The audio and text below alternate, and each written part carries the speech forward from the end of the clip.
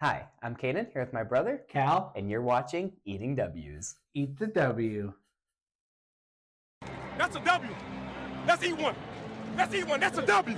On today's episode of Eating W's, we have our NFL Week 5 predictions for the 2024 NFL season. But before we jump into those games, just a quick update on Cal and I's head-to-head pick'em game. I divided the gap even a little further by having another pretty solid week, but Callan had not too bad of a week himself. I had 12 total points last week compared to Callan's only 10 total points, putting us with now totals of me with 47 and Callan with 34. So the gap now moves to 13, but just like I said last week, that is still more than or not near enough of a gap for me to get any sort of comfortability with. There's still a lot of games left, a lot of me absolutely choking the season away. So we will see how the games continue to go on starting this week with Thursday Night Football and a NFC South divisional matchup of the Tampa Bay Buccaneers heading to Atlanta to take on the Falcons. And we start by agreeing, as we seem to always do with Thursday Night Football, we both have the Buccaneers in this one. Baker has just been on way too much of a hot streak. Mhm. The fact that they had that absolute collapse of a game that they had against the Denver defense and then were able to come out and put up another really solid showing and kind of smoke the Eagles, if you want to be completely honest. That game looked a lot closer score-wise than it actually was. Tampa Bay was in pretty well the driver's seat the entire game on that one. Just shows that that one game was totally a fluke. And yeah, it could happen again, but flukes don't really happen with divisional matchups. A lot of the times, divisional matchups are consistently really close games. These teams know each other so well. There's so much extra hype around it. There's so much extra motivation around it that you never really see those fluke games. You just see good games. So I don't think that this one will be a blowout by any means, but I think that Tampa Bay is the overall better team.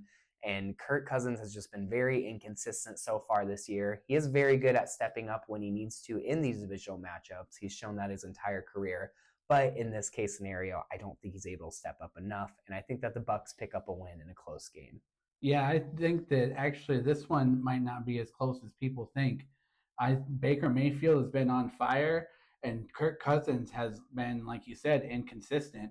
And even though this will be primetime Kirk Cousins, which always seems to be a better Kirk Cousins nowadays, I just think it'll be too much for the Falcons to overcome because they really haven't been as explosive as I thought they were going to be this season. As they should be this season. As they should be. With weapons like Drake London, Kyle Pitts, and Bijan Robinson, they just don't seem to be using their weapons right. I would be giving the Bijan Robinson the ball 20 to 25 times a game because he's your game breaker and your playmaker. He's the one that really could set the tone because then you buy into the play action, which Kirk Cousins is always good at and always seems to really benefit from. So the fact that they're not using Bijan that way, I feel like there's something wrong. I don't know if it's in house or something wrong physically with him, but hell, we'll have to see. One of their top offensive players this year has been Darnell Mooney. Which I actually really like Darnell Mooney. Don't get me wrong. I'm happy to see him being successful because I don't think he ever got a fair shake in Chicago. But when you look at that depth chart, Darnell Mooney should not be the most consistent guy on your roster. And even though there's been a nice connection with Cousins and Darnell Mooney, with those other weapons, he shouldn't be your number one. He shouldn't be leading your team in touches and yards. So that's just telling me that there's something wrong down in Atlanta.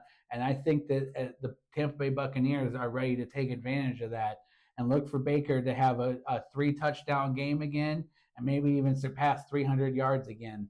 Yeah, one thing I will give the Falcons, they got a good secondary, and Kirk Cousins has been clutch this year. I'll give him that any day. It's crazy some of the drives he's been leading. But nonetheless, I think the Bucs will be able to take him out.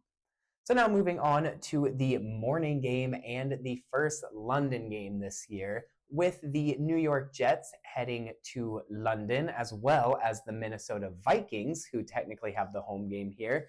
And we disagree on this one. Callan has the Jets, and I, of course, stick with the Vikings. Don't want to say too much because I am just so scared that the success will go away. It's been so weird starting the season 4-0. It's the first time we've done it since like 2016, 2015, something crazy like that. So I do truly think that the Vikings win this game. It's a bummer that we have to get one of our home games eaten up by the London game, but we've actually gone to London a couple of times in the recent memory, or in the recent history that I can remember, I should say. And I want to say we might actually be undefeated at London. I don't know if we've lost at London, because I know the most recent time we were there was against the Saints, and Greg Joseph hit a game-winning field goal to win that one. Oh, yeah. And I could very easily see that being a very similar situation here. I don't think that this game will be by any means a blowout. I think that we get to a hot start, as we always have this year, and then maybe kind of cool down towards the second half. We stay more consistent than we were last week, certainly in the second half, but cool down a little bit in the second half. Jets will get back in it a little bit just because Aaron Rodgers knows how to beat the Vikings. He knows how to play the Vikings. He's been doing it a long time. But he has said before that one of his least favorite players to play against is Harrison Smith, who, of course, is still going strong out there at safety. So love to have that on our side of things with him being on the new team, Aaron Rodgers being on the new team, that is. But yeah, I don't want to get too far ahead of myself, because I'm afraid I'm going to jinx it or something. But nonetheless, I see the Vikings picking up a win here in a close game, possibly by a game-winning field goal, like I said. Yeah, I think it'll be a low-scoring game. I like the Jets in this one because, well, Aaron Rodgers knows how to beat the Vikings.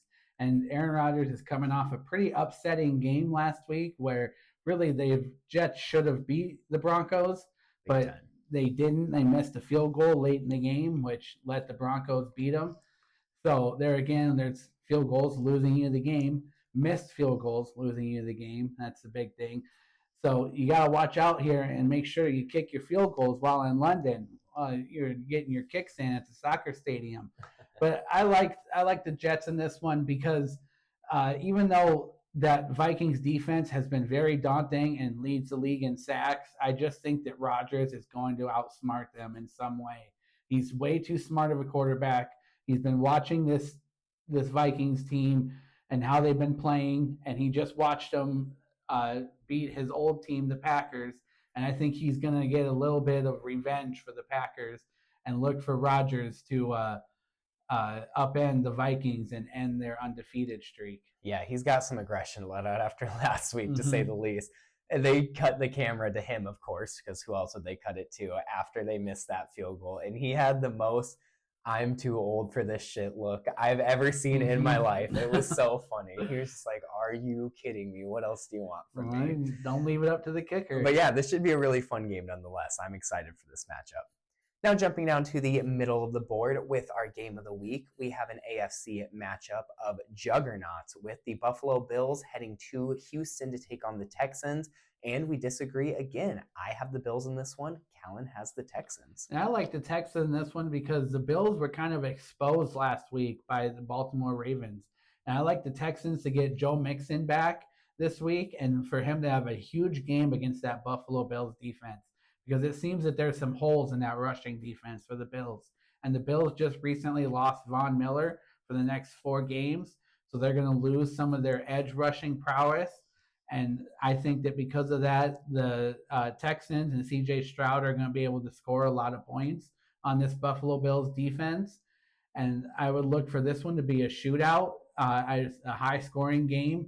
And Josh Allen is going to have to put on that cape and play his hero ball if there's any hope for the Buffalo Bills to win this one. Yep, you already poked on it there, but there is pretty much one reason and one reason only I have the Buffalo Bills in this one, and it is because every single time I can think of that I've thought Bills might be done. Like, they looked terrible last week, going against a good team here. They really might be on the downslope of things. Every single time I've thought it. Josh Allen has done even more than throw on the cape. He has become Superman. He has played the highest level of hero ball in those games. So, I mean, history repeats itself in the NFL. I don't see anything different happening here. Completely agree. I don't see this being anything other than an absolute shootout. But the only thing I disagree on is I think Josh Allen plays the hero ball. I think he's able to do just enough to compel his team to a win. And the Bills are able to kind of steal one on the road here. But it'll truly be on the back of Josh Allen. I don't see anybody else carrying this game. If this was in Buffalo, I would have picked the Bills, but yeah, because it's in Houston, I lean towards the Texans. Always helps to have the Mafia behind you. Yep. So now moving down towards the end of the list, we have a 325 game for the Packers, which is pretty rare to see. But we have the Green Bay Packers heading to Los Angeles to take on the Rams. And we agree here. And for the first time this year, I pick the Green Bay Packers. And pretty much just same as last one. There's one reason and one reason only I'm picking the Packers on this one. And it's not Hero Ball. It's not Josh Allen. It is the injury bug. The poor Rams are, of course, missing both Puka Nacua and Cooper Kupp for this game, which is your entire receiving corps. I mean, their number one right now is Demarcus Robinson, which, don't get me wrong, he's been doing okay as a number one, but he's not a number one receiver in the NFL. It's pretty plain to see. It's lucky if he's a 3, if we're being dead honest, and he's been thrusted into a number one role. The only way I see them winning this game is Matthew Stafford playing some hero ball and going against his former division rivals in the Packers. With all those years he was in Detroit, he does kind of have a good idea of how to beat the Packers, but it's not the same team he used to face anymore. It's been a while. So I think that the Packers handle this one pretty easily. I don't see this being too close of a game. Maybe Matthew Stafford throws on some late game heroics, kind of like Jordan Love did last week against the Vikings to make it a close game towards the end. But from the start, I think that the Packers handle this one pretty comfortably. Yeah, I really like the Packers in this one. I expect them to do very well against this team. This is one of their lower tier opponents, similar to when they faced the Titans and the Colts, where they were able to buy some wins with Malik Willis. But the way Jordan Love has been playing, well, and it's only been a game, 2 games really, but the way he's played in those 2 games just shows that he's ready to take that next step and really be that franchise quarterback. And I think that he continues to play well with a couple of touchdown passes. And it'll be interesting to see which Packers receiver steps up. Jaden Reed has been on fire, leading the Packers with 130 receiving yards last week, including a big Hail Mary pass from Jordan Love to get the Packers in scoring range. So if he can show up and be our new number one, then that's really going to be huge, because he has a similar play style to Deebo Samuel.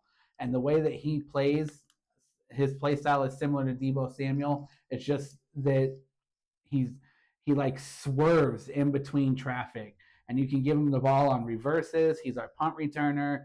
He's becoming our number one receiver, especially because Christian Watson is going to be out this week with a high ankle sprain, and that could be a few weeks for a wide receiver for those high ankle sprains. So I look for the Packers receivers to step up and Josh Jacobs to have another big game against this Rams defense, because they're learning that life without Aaron Donald is pretty tough for the Rams. Yeah, that's quite an adjustment to make, losing a guy like Aaron Donald, certainly. So now moving on to our 2 primetime games to finish off this week. Starting with Sunday Night Football, we have the Dallas Cowboys heading to Pittsburgh to take on the Steelers. And we disagree again. Callan has the Steelers in this one. I have the Cowboys. I think that the Cowboys looked very sloppy last week, which I know is a weird way to start considering I picked them to win this game. But I think that they use that film. They use the kind of woes that they've had these past 2 or 3 weeks in the NFL, and they really pick it up against a team like the Steelers, who have found their woe last week by losing a game in an upset to the Colts. I think that the Steelers still come out really strong. I don't think that they show too many battle scars from that game, and I think that this is really close overall. But I think that the Cowboys finally start to get the ball rolling again and being like, hey, if we don't start getting this together a little bit, it could get real bad real fast, because, I mean, they're America's team. They got all the hype around them. So they know they got to perform, and they know that they are not performing right now, to say the least. Yeah, maybe you picked up a win last week, but it was against a not very good team, and you didn't look very good in that win. So you're going against a lot better of a team here. So you better be able to take advantage and kind of exploit some of those things that the Colts showed you last week when they handed the Steelers their first loss of the season, and make it back-to-back weeks for losses for the Steelers. And I disagree there. I like the Steelers in this one because, like you were mentioning earlier, the injury bug for the Cowboys, where they have lost both DeMarcus Lawrence and Micah Parsons to foot injuries. And even though DeMarcus Lawrence will be out longer than Micah Parsons, they're both out this week and maybe for the next couple of weeks at the very least. And because of that, that's some big shoes to fill for that Cowboys defense. I'm afraid that they won't be able to stop the Steelers' offense, whether that's rushing with Najee Harris or passing with Justin Fields, who's getting a nice connection with the tight end Pratt Freiermuth and wide receiver George Pickens, who is easy to get a connection with and showing that he's one of the better receivers in the NFL. But also Russell Wilson is getting healthy and he's becoming a full participant at practice. So if Justin Fields starts to falter at all, I see no hesitation where they go to Russell Wilson because I still think Russell Wilson gives you the better chance to win. And don't be surprised if Russell Wilson ends up finishing this game. That does seem to be when Justin Fields likes to falter, is when there's pressure. Man, he looks real good when he knows there's no one behind him and he knows that the season's over, like it was with the Bears a lot. Mm-hmm. But it seems as soon as it gets towards playoff time or he's got someone knocking at his heels, he seems to play a little worse. So that might help in the Cowboys' favor here more than anything. But now to finish off here, we got the Monday Night Football game with another out-of-conference matchup, which I find very interesting that both primetime games, Sunday and Monday night, are out of conference. But we have the New Orleans Saints heading to Kansas City to take on the Chiefs, and we end again by disagreeing. I have the Chiefs in this one, and Count has the Saints as his upset. And I look for the Saints to be the big upset of the week this week. Because, again, the injury bug has bitten the Kansas City Chiefs, where they lost Rashee Rice for most of the season, if not all of the season, to a torn ACL. And they've already lost Isaiah Pacheco. They're down Clyde Edwards-Helaire, and he's still on the NFI list. So he's unable to play still. And because of that, I think that the Chiefs are just losing all their weapons and are not going to be able to score any points. Travis Kelce has started to turn it around a little bit by doubling his receiving yards in one game last week with 70 yards. But I don't know if that's enough to really get him into that all-pro back into that all-pro form that he once had. He still has not seen the end zone, which is very concerning because he should be a red zone target all the time when you're in the red zone and near the end zone. So the fact that he's held without a touchdown for the first 4 games is very concerning. So because of that, I like the Saints in this one, who have shown that they have the weapons with Alvin Kamara having an MVP caliber season, both receiving and rushing, at least fantasy MVP for sure, because that's a lot of points when you can rush and receive like he does. And Derek Carr has had nice connections with Chris Olave and Rashid Shaheed, who's proven to be quite the downfield threat. And they can match that downfield threat that the Chiefs have with Xavier Worthy. So look for a couple of back-to-back bombs from both Derek Carr and Patrick Mahomes to their respective receivers.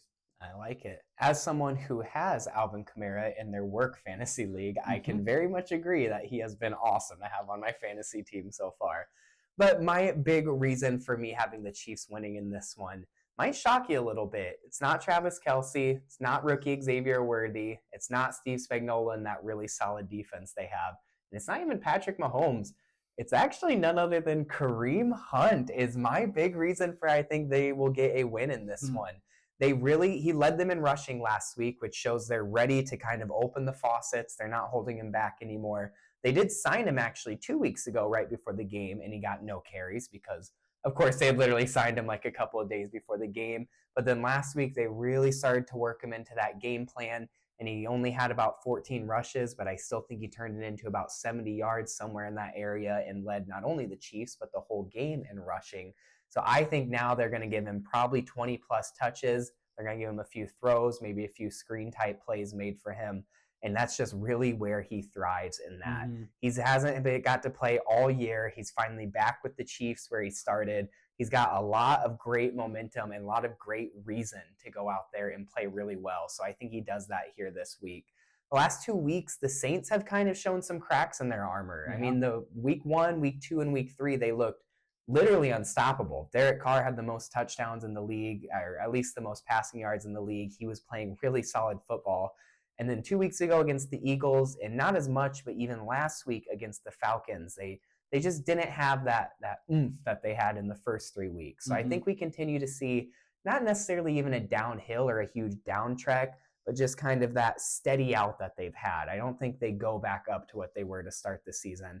And I think that the Chiefs are able to take advantage of that. And of course, another great reason for the Chiefs to win is they always have officiating on their side. So it's hard to pick against the Chiefs when you have the refs on your side. No, I'm just kidding. I don't want to say that. Don't want to start that conversation. But nonetheless, I truly do have the Chiefs in this one. So as you could see at the end of that one, just to point it out quick for this week, since I won't probably do it in upcoming weeks, but we did have all 4 of the teams on bye this week at the bottom of the little Chiefs graphic that I put up. So if you didn't see that, it's Eagles, Lions, Chargers, and Titans. But from here on out, probably won't mention it. I'll just show it on that graphic. But thank you all so much for watching. Before we sign off, just a quick note that Cal and I will both be out of town next week. We're actually taking a family vacation to Green Bay. So we'll go ahead and make our predictions and maybe put up a short video, or maybe I'll just have Callan post it. We'll see exactly how it is. Just a heads up, no videos next week. So until 2 weeks later, I hope you guys enjoyed watching this episode. And until then, don't forget to eat the W.